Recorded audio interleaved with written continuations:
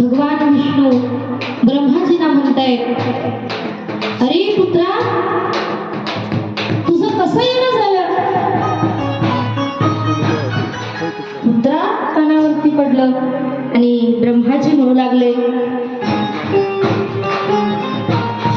हे विष्णू, तू मला पुत्र म्हणतोयस, तुझ्यापेक्षा वयाने मोठा. माझं वय काय? केस पांढरे झाले, दाढी पांढरी झाली, आणि मला तू पुत्र म्हणतोयस? अरे मी तुझा परमपिता आहे, या सृष्टीचा निर्माता. मी सृष्टीची रचना केली आहे, विस्तार केलाय, म्हणून तुझा पिता मी आहे.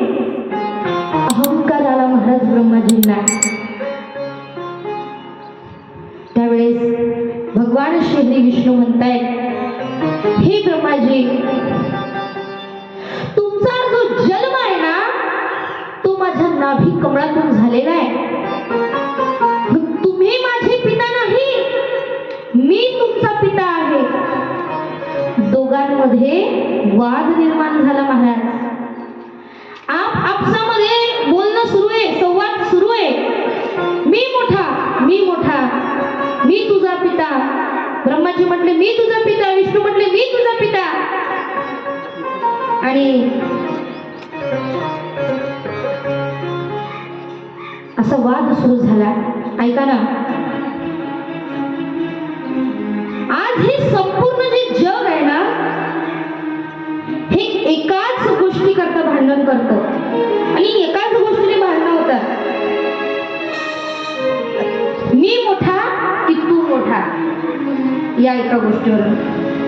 पण संत मंडळी सांगतात, तुकोबाराय म्हणतात, देवा आम्हाला तू लहानपण दे, आम्हाला मोठेपणा नको.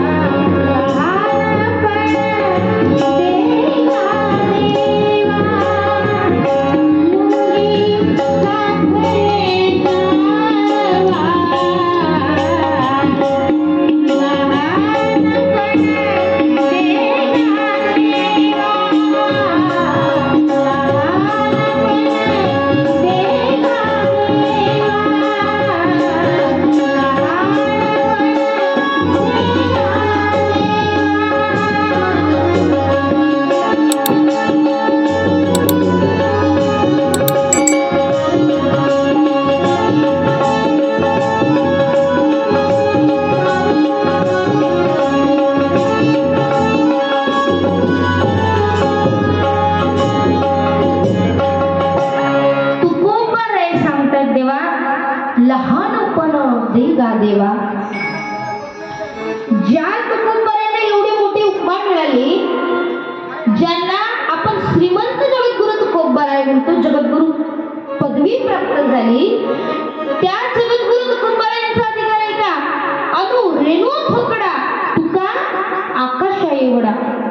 असे तुकोबाराय म्हणतात की देवा आम्हाला लहानपण दे. आणि मी सांगेल, ज्याला नम्र होता येतं ना, त्याला मोठं होता येतं. म्हणून मोठं व्हायचं असेल ना, तर नम्रता आपली असली पाहिजे. नम्र झाले भूता, तेने कोटीने अनंता. एकदा महाराज, समुद्राच्या पत्न्या कोण आहे तो? समुद्राच्या पत्न्या कोण सांगेल? नद्या. गंगा, जमुना, सरस्वती, नर्मदा, कावेरी, चंद्रभागा, सिंधू, ह्या नद्या समुद्राच्या पत्न्या. आणि ह्या येत असताना आपल्या समुद्र म्हणजे त्यांच्या पती परमेश्वराला भेट देण्याकरता जेव्हा येतात, तेव्हा खाली हात जात नाही. त्या काही ना काही आपल्या सोबत घेऊन जातात. तुम्ही हर वेळेस काही ना काही माझ्यासाठी तुमच्यासाठी आणणार, पण मी सांगेल ते तुम्ही आणणार का? नद्यांनी म्हटलं, महाराज तुम्ही सांगून तर बघा, तुम्ही हवे ते आम्ही तुमच्या समोर आणून देऊ. तुम्ही सांगा, तुम्ही जर म्हणत असाल एखादं आंब्याचं झाड घेऊन यायचं, तर आम्ही अख्खा आंब्याचा बगीचा तुमच्याजवळ घेऊन येतो, संपूर्ण आंब्याचा बाग तुमच्याजवळ आणतो, तुम्ही फक्त सांगा. महाराज म्हटले, मला काही सोनं नको, मला काही आंब्याचं झाड नको, मला काही आंबा नको. पण समुद्र म्हटला, मला द्यायचं असेल ना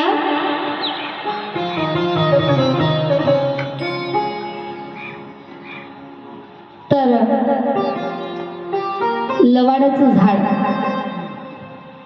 ते माझ्या करता घेऊन.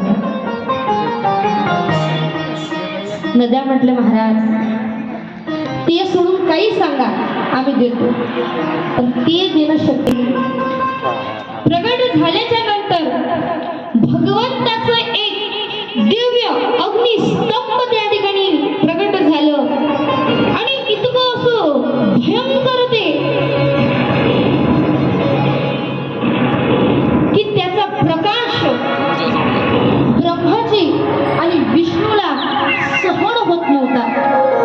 इतकं भयंकर असं ते दिव्य स्तंभ. पण ज्या वेळेस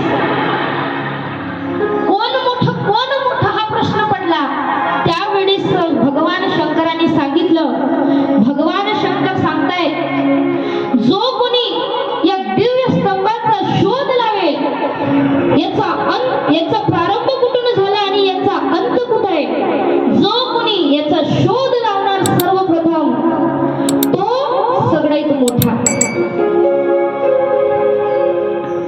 आणि महाराज सांगितलं भगवान शंकरांनी, ब्रह्माजी तुम्ही आता या स्तंभाच्या वरच्या दिशेला जा आणि या स्तंभाच्या शोध लावा की हा त्याचा कुठून प्रारंभ झाला आणि कुठं अंत आहे.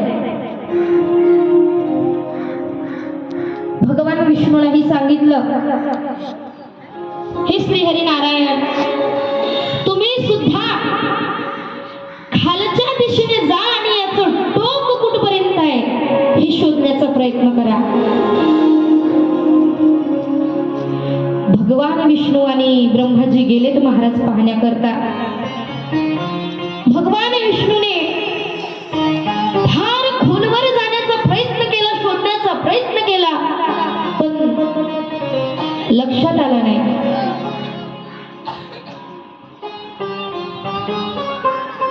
आणि पुनश्च भगवान विष्णू आले.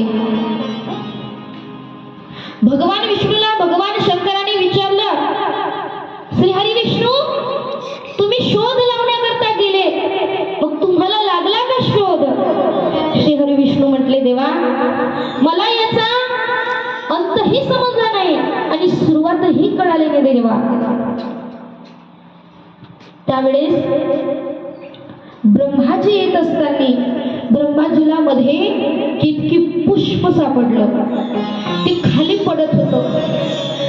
तेवढ्यात किती पुष्पाकडे बघून ब्रह्माजीने हाक मारली आणि विचारलं, म्हणे तुला या स्तंभाचा अंत आणि प्रारंभ माहिती आहे का?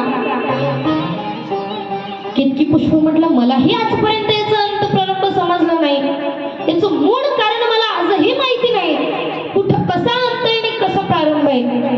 त्यावेळेस ब्रह्माजींनी सांगितलं की आता मी मोठा समजण्याकरता खोटं बोलावं लागेल, म्हणून तू मला साथ दे. एखाद्याच्या चुकीच्या कार्यात खोटं जर बोललं तर त्याचं भयंकर दोष लागतो, पाप लागतो. कितकी पुष्पाने होकार दिला. महाराज मध्येच गाय दिसली, गायला सुद्धा सांगितलं आणि आले ना भगवान शंकराजवळ. भगवान शंकराने विचारलं, ब्रह्माजी सांगा तुम्हाला याचा अंत दिसला का, कळाला का?